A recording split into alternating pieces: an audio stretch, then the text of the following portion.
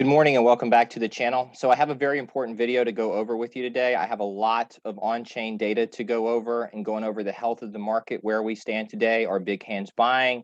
Is supply going down? Is supply going up? Is demand going down? Is demand going up? So on and so forth. That's what I'm going to be going over in this video. It's very important. I also have a lot of bigger announcements to go over later on in this video after I get through all the on-chain data. So stay with me here. This is very important. I don't always say that at the beginning of every video, but I think given the fact that we're seeing what we're seeing with the price action right now, I want to really put this in perspective. So that's what I'm going to do on this video. This is not financial advice. I'm not a financial advisor, so do your own research and make your own decisions. So I have compiled a bunch of different graphs and on-chain data from George's video and also from Crypto Zombies video. And so that's what I'm going to be going over first. And then I'm going to get into some more examples of institutional adoption with big banks. An all-time record, 37.64% of the Bitcoin circulating supply has not moved in 3 years. So this is a very bullish metric, and we just hit an all-time record here. That's going to be a common theme that you're going to see. Okay, so this was a metric that Plan C came up with on his own. It's called paper hands conviction, is at its lowest point since the 2015 bear market. And as you can see, when this line starts to creep up and break this line, we normally see downward price action. However, when this blue line is down here and cracks this line, we normally see upward price action, as we have these last two times, and we're getting down here below this line at this point in time. So this is just another metric to use to look at past performance and to look at what's been happening on chain and what to expect as far as the price action. So this is the Otc Desk Balance, which is an important metric to look at. So as you can see, when this dipped down here, price goes up. When this dipped down here, price went down a little bit further, but then it went up. When this dips down here, price goes up, and we're right here, and we just bounced. So the price is sitting right here, but you can see what happened previous times because they contract the Otc Desk Balance. So that's why it's so important to look at Otc Desk Balance, exchange balance, whatever the balances is for whatever the balance is in different funds like Grayscale and other ETFs, because as their balance goes down, they have to go purchase more spot Bitcoin, which I'm going to show you here in a second. So this is the RSI. This is the resistance line. Whenever we break out of this resistance line, you can see what's happened previously. This is from Tech Dev and from George. So break through the RSI, boom, price goes up. Break through the RSI, boom, price goes up. You could see this fake out right here and the price actually dumped, but we're coming towards the end of this resistance line. We might stay under it a little bit longer, but whenever it breaks through the resistance line for the RSI, we have seen the previous two times here, price breaks out. Okay, supply has continued to go down. I'm going to show you some more metrics in regards to this, but this is what I said when the price dumped right here. I said what we needed to pay attention to is the supply on exchanges. Are people bringing supply back on exchanges to sell? No. And we actually just reached a one-year low of that happening, which I'm going to go over right after this. As you can see, supply has continued to go down.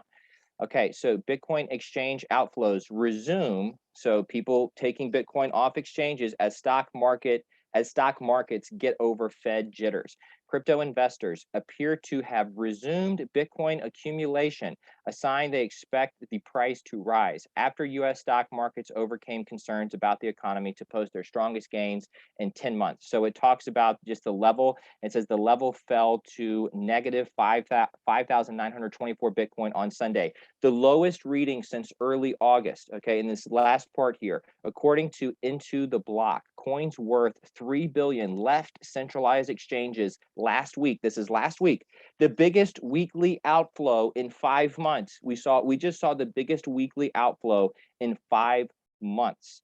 Okay, so and on top of that, number of exchanges sending Bitcoin, number of addresses sending Bitcoin to exchanges hit a 1-year low, a very bullish metric. As you can see, it just falls off of a cliff right here, goes up a little bit, and then straight back down, and is now hit a 1-year low. The hash rate just hit an all-time high, and that's what this is right here.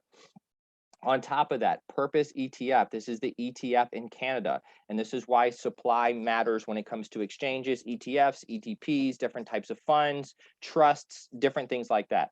Purpose ETF keeps buying the dip, another 4,300 Bitcoin in 12 days. And so as you can see, even though the price has been going down, Purpose ETF buys another 4,300 Bitcoin. And I can go over this in a different video as far as how this could probably be happening. It's pretty complex in my personal opinion.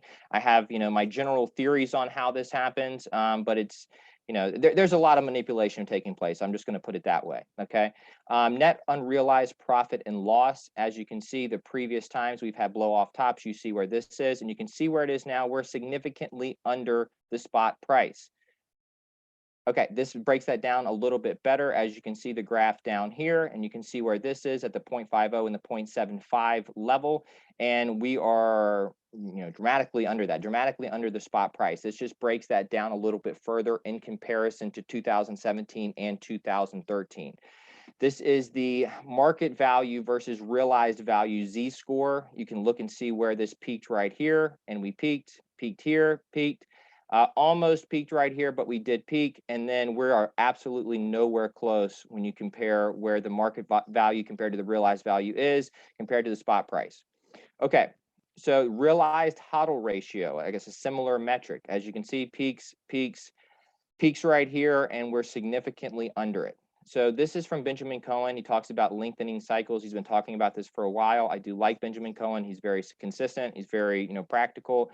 So this was back in, I believe, 2013 or maybe 2011 and 13, 17, and now here we are right here, and we haven't even gone past where they went in 2017. So if this model holds true, you could expect to see this extend and lengthen the way that others have. Who knows if that will happen? I'm just saying that we're seeing a pattern from previous cycles. Okay, so moving on from the on-chain data, I want to go over some very important examples of institutional adoption and the fact that implementation is just continuing despite what's happening with the price action, despite what's happening with retail getting all fudded out and everything like that.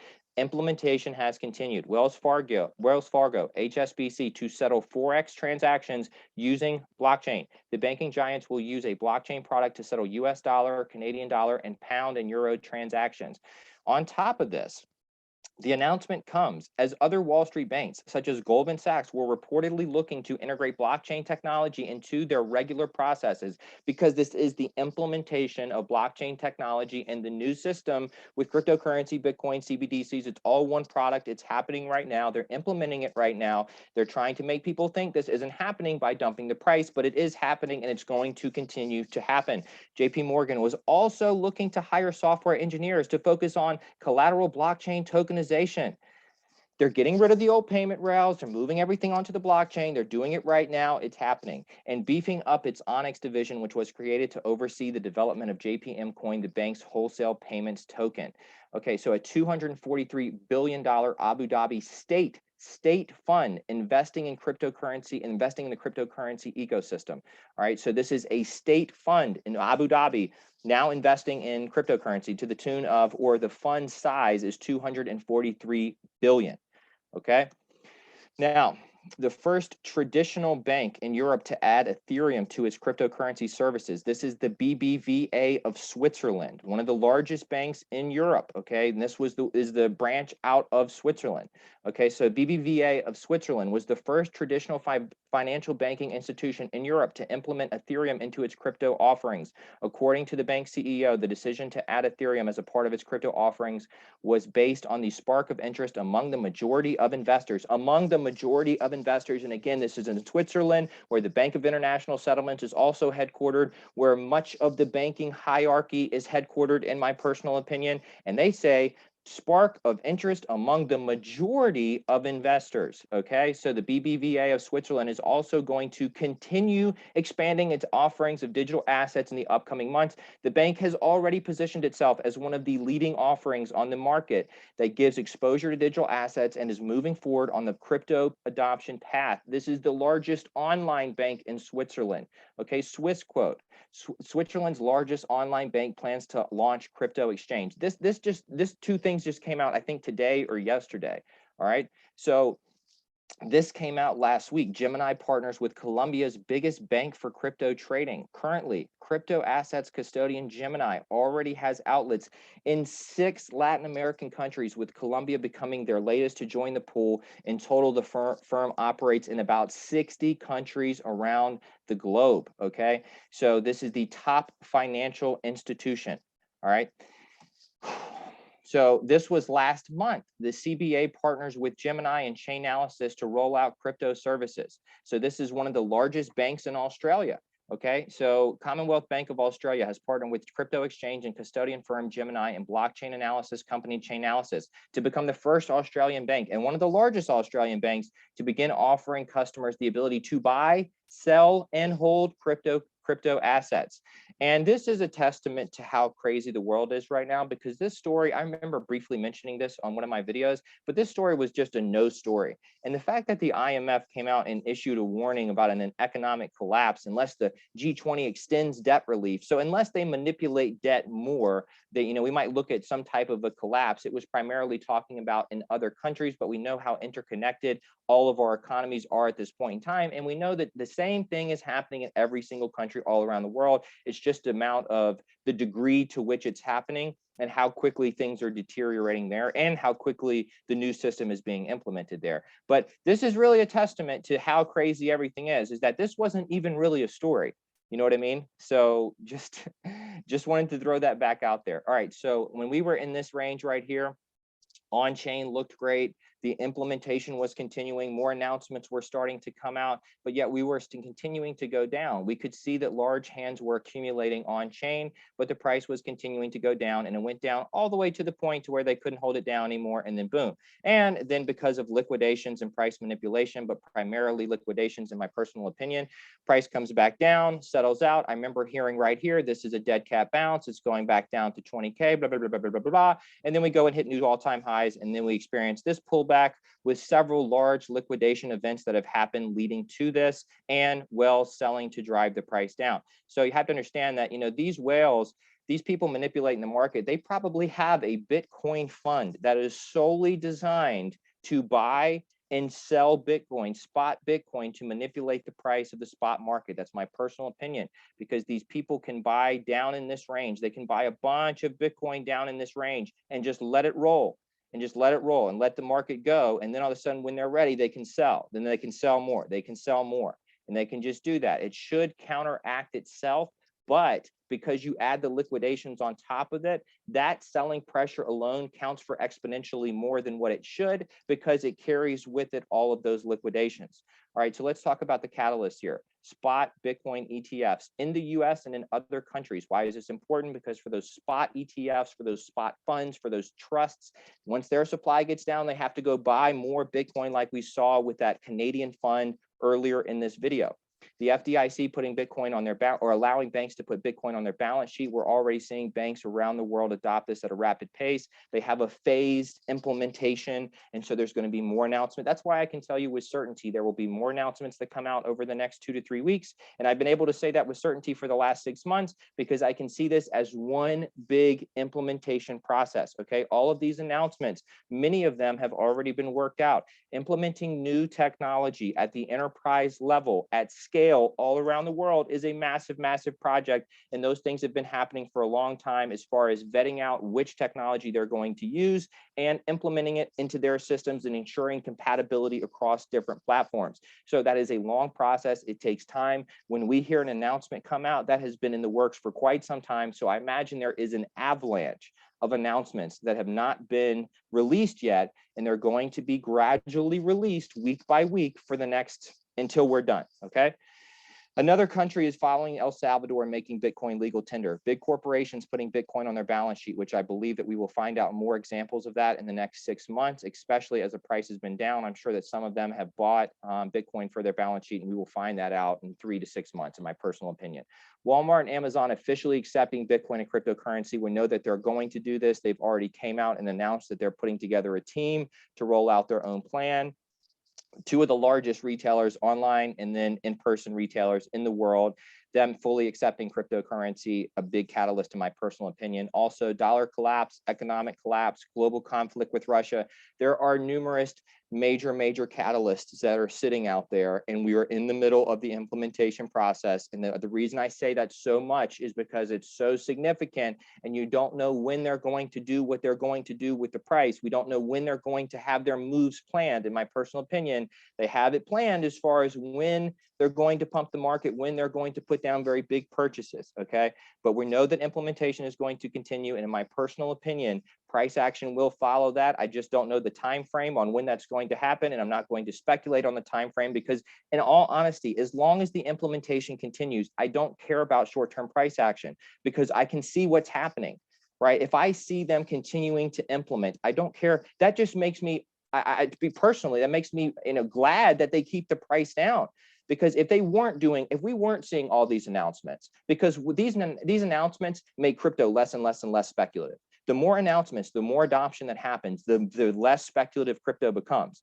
Okay, and it's not speculative at all, in my personal opinion. Some technologies in crypto are. Many of them that have already had corporate adoption, institutional adoption, are not speculative, in my personal opinion. But if I continue to see the implementation process continue, which I've seen, it's in spades, it doesn't bother me what they do with the short-term price action, because I know they're just trying to fool people. Okay, this is the most important. These are the most important things to pay attention to, in my personal opinion.